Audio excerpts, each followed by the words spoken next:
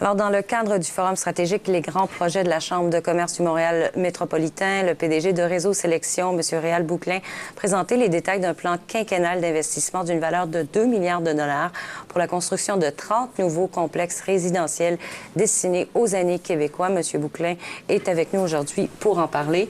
Donc, c'est quand même beaucoup d'argent, là, 2 milliards de dollars, 30 nouveaux complexes. Et il y a une clientèle pour ça, j'imagine? Oui, tout à fait.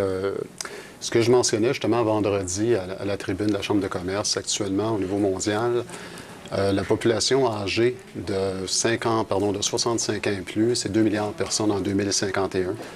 Au Québec, il va y avoir 65 ans et plus en 2031. Il va y avoir l'équivalent d'à peu près 26 de la population. Et à Montréal, c'est 5 ans plus tôt. Donc, 25 en 2025, il va y avoir 25 de la population à Montréal qui va avoir 65 ans et plus. Pouvez-vous nous donner un peu plus de détails sur ce projet-là en particulier? Je pense qu'un des projets phares, c'est à Rosemont. Oui, tout à fait. Rosemont-le-Quartier, c'est un projet de 250 millions, un quart de milliard. C'est un projet de 1400 unités d'appartements. C'est un projet d'une mixité. Il va y avoir du social, il va y avoir également une résidence de personnes âgées, des condos avec famille. Il va y avoir également une polyclinique, des ressources intermédiaires, à peu près de 180 unités pour les personnes en légère perte d'autonomie, ainsi que des commerces de proximité. Est-ce qu'on essaie un peu de redorer, entre guillemets, le blason des maisons de retraite ou des maisons pour les aînés? On sait qu'il y a eu beaucoup de critiques sur le fait que peut-être les soins n'étaient pas adéquats ou que en fait, le niveau de qualité de vie n'était peut-être pas là. Est-ce que c'est une grosse préoccupation dans ces projets dont vous vous occupez? Chez Réseau Sélection, notre taux d'occupation est de 95 et une des raisons, c'est le taux de satisfaction de la clientèle. 95 de taux de satisfaction. Donc, je pense qu'on est bien positionné chez Réseau Sélection. Est-ce que vous avez parfois à combattre ce genre de préjugés? Je vais avouer honnêtement, c'est pas arrivé souvent. C'est pas arrivé souvent, mais peut-être juste quand les gens commencent ou ne connaissent pas un peu le produit, là. Oui, ça peut arriver quand les gens ne connaissent pas le produit, mais quand les gens vivent chez nous, on s'implique énormément, on veut savoir comment ils se sentent, on veut s'ajuster justement à notre clientèle. Bon, on parle de vieillissement de la population. Au Québec, on dit toujours que c'est un peu plus prononcé qu'ailleurs. Est-ce que c'est ce que vous constatez aussi? Oui. Pour donner une idée, au Québec, je parlais de la statistique, c'est au Québec, après le Japon, au niveau mondial, où il y a plus de personnes âgées. Donc, il y a un impact extrêmement important au niveau des budgets de la santé. Actuellement, il y a 45-48 des budgets de santé au niveau provincial qui sont attribués à la santé. Et avec le vieillissement de la population, dans 15 ans, c'est demain, il va y avoir près de 70 des budgets qui vont être attribués à la santé. Donc, chez Réseau Sélection, dans la vie quotidienne des activités, il y a beaucoup de prévention qui est faite. Puis les personnes âgées, les boomers, c'est des gens qui sont très impliqués. Donc, les activités au niveau physique ou les activités au niveau cognitif sont extrêmement importantes pour nous.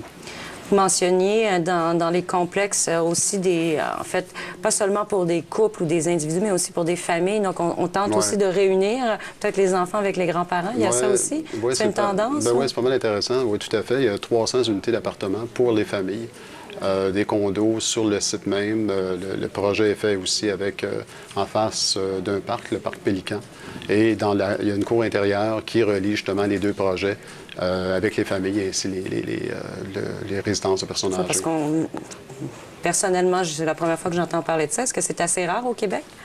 D'avoir un projet de cette ampleur-là, honnêtement, je pense que c'est le plus gros projet de résidence. On n'a pas la certitude, on est à peu près certain que c'est un des plus gros. Et avec la mixité de clientèle, il n'y a pas eu de projet de cette ampleur-là ou porteur à ce niveau-là. Est-ce qu'il y a déjà des demandes? Est-ce que vous commencez déjà à vendre les unités ou c'est trop rapide? Non, ça va bien. Nous autres, c'est de la location, ça va super bien. L'ouverture se fait en juillet 2016. On a à peu près 20 déjà de loués, ce qui est extrêmement intéressant. On est 1 an et demi avant l'ouverture. Mais ça part vite. C'est un beau défi.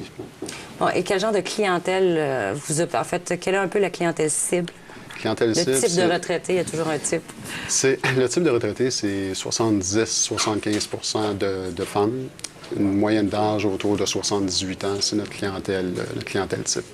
Donc, 70 à 75 de femmes. Ben oui, c'est intéressant. On sait que c'est intéressant, effectivement. Bon, il faut aimer la compagnie féminine. Il se peut qu'il y ait du crêpage de chignon un peu au salon de coiffure.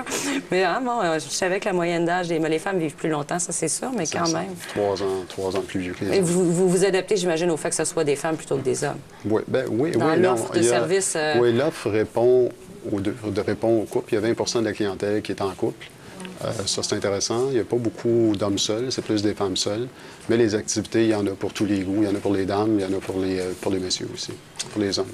Bon, bien, c'est très intéressant. On vous remercie énormément, M. Bouclin. Donc, on répète, c'est un projet de 2 milliards de dollars pour la construction de 30 nouveaux complexes résidentiels pour les aînés québécois. Donc, ça va se faire dans le Grand Montréal. Et le plus gros projet, Rosemont, c'est bien ça? Rosemont-les-Prairies? $250 million. Rosemont, les quartiers.